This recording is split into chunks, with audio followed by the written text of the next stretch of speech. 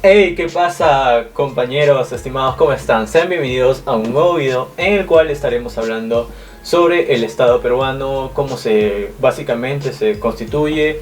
Antes de comenzar con el video, quiero decirles que probablemente vayan a ver distintos looks de mi parte, y es porque básicamente me he cortado el cabello. Y sé que va a haber muchos comentarios que oh, se supone que eso es algo obvio y nos está subestimando, o se van a sentir un poco ofendidos básicamente.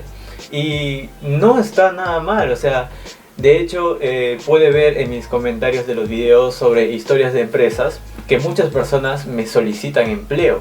Y básicamente lo que yo hago en mis videos, bueno, básicamente en la historia de las empresas, es contar y relatar la historia de la empresa. No en ningún momento ofrezco trabajo referente a ese empleo o esa empresa. Y a eso voy, o sea, el hecho de que muchas personas nos dejamos llevar por toda la información que vemos en internet y no vemos las fuentes o quién nos está brindando. Y con esto quiero hacer una breve pausa y una pequeña reflexión.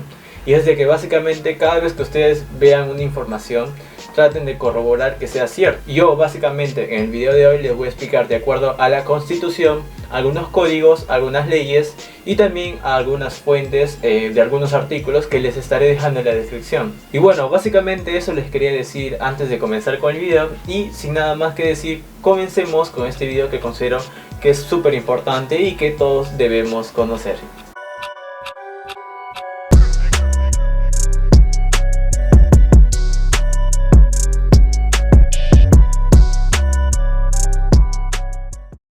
Bueno, básicamente el Estado peruano es la nación peruana jurídicamente organizada, el cual es la entidad que ejerce el gobierno en el Perú. Básicamente el Estado peruano está estructurado en la Constitución Política del Perú, promulgada en el año 1993.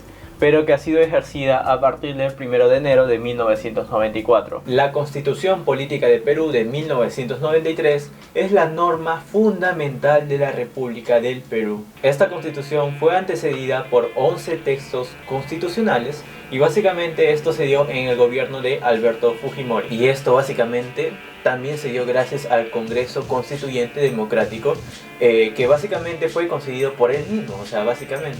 Y esto fue tras el golpe de Estado que se dio en el año 1992.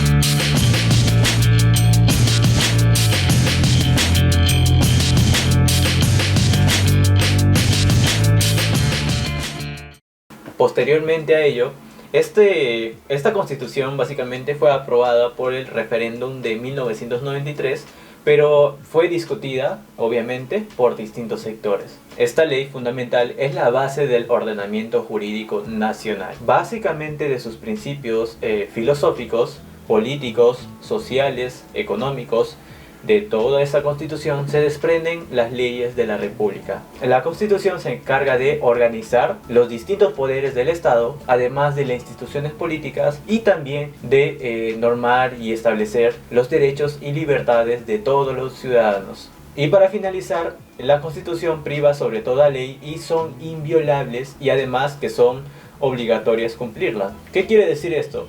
Que por ejemplo, si va a salir una ley, por ejemplo la ley de vacaciones, o la ley de trabajo, o etcétera, cualquier ley que se te venga a la mente, básicamente la constitución o la ley que va a salir se tiene que basarse en lo que dice la constitución, y de acuerdo a ello ya pueden sacar puntos más específicos. Y bien, estimados, y con esto estuviéramos procediendo a explicar qué sonarían o qué serían las características del Estado peruano. Y básicamente lo que nos dice en el artículo 43 de la Constitución es de que la República es una república democrática, social, independiente y soberana. Su gobierno es unitario, representativo y descentralizado, entre comillas, porque aún estamos trabajando en eso, y además se organiza según los principios de separación de poderes. ¿Y por qué decimos que el gobierno es democrático? Porque básicamente se ejerce por un gobierno representativo elegido por el pueblo mediante el sufragio.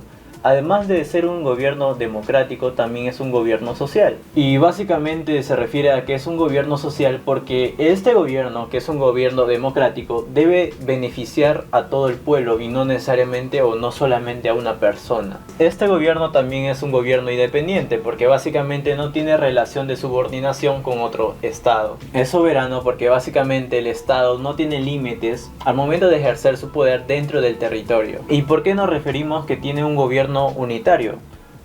Pues constituyendo un gobierno unitario, porque básicamente solamente existe un solo poder, que es el gobierno central, y existe solamente una sola constitución que es aplicable a todos los peruanos. Y por último tenemos que es una característica adicional, que es descentralizado, ya que paralelamente al gobierno unitario, que como bien dije que es el gobierno central, también existen otros gobiernos que serían los gobiernos descentralizados, que también ejercen sus funciones en distintas jurisdicciones. Básicamente el Estado peruano o el poder del Estado peruano emana del mismo pueblo, que éste es ejercida de acuerdo a la Constitución establecida por el mismo Estado y de acuerdo a sus limitaciones. Cabe recalcar que también ninguna persona, gobierno, cualquier organización, Policía Nacional, Fuerza Armada, puede rebelarse hasta este tipo de constitución. Básicamente esto sería una arrogación o sedición del ejercicio del poder.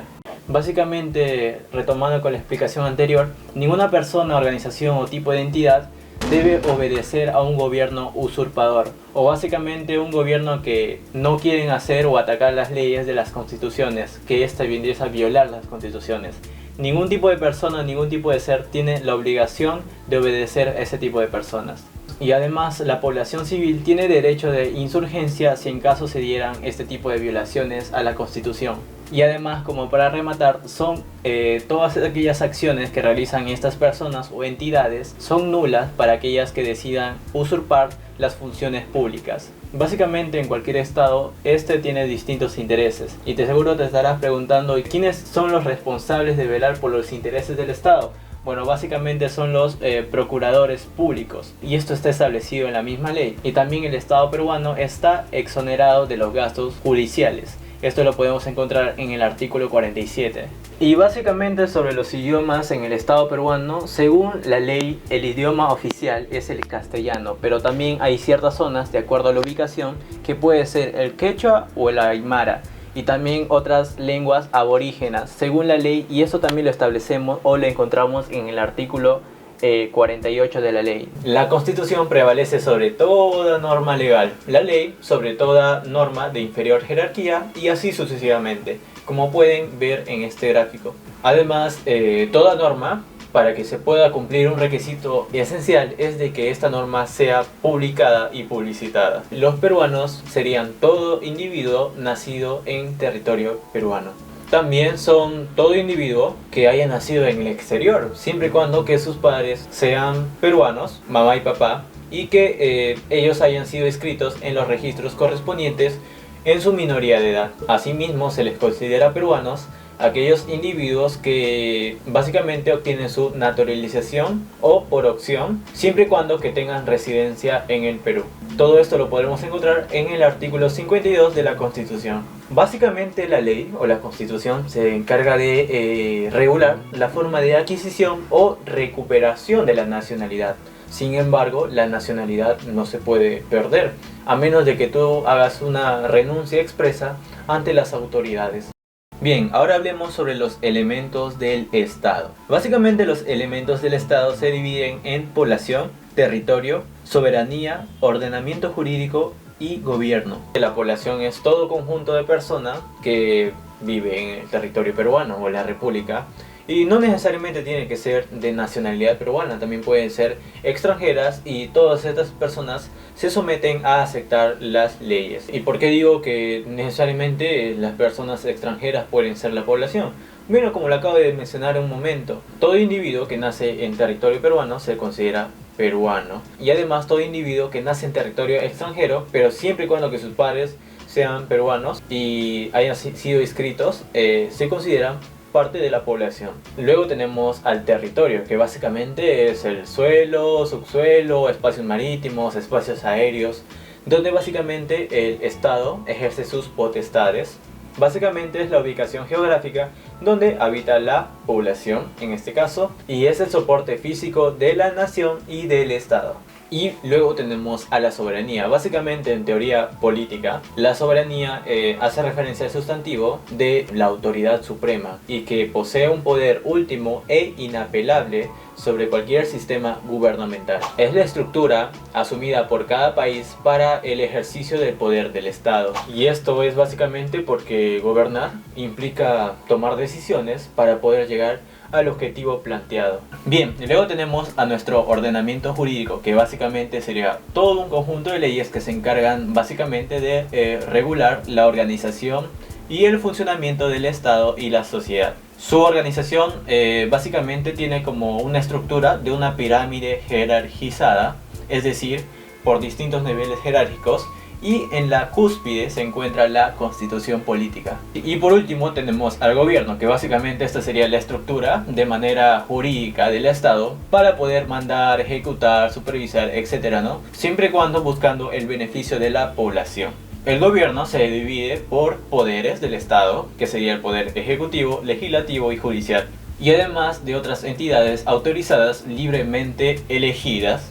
Y se decimos esto que es libremente elegidas, ya que básicamente es una delegación de autoridades que básicamente la población ejerce o transfiere esta delegación a ciertos individuos que nos van a representar en estas entidades. La organización jurídica básicamente es un conjunto de leyes que organizan la organización colectiva, y esta es desde la Constitución o leyes fundamentales hasta las leyes de menor jerarquía. Y bien, y luego tenemos la estructura del Estado. Básicamente el Estado se divide en gobierno nacional, gobierno regional y gobierno local.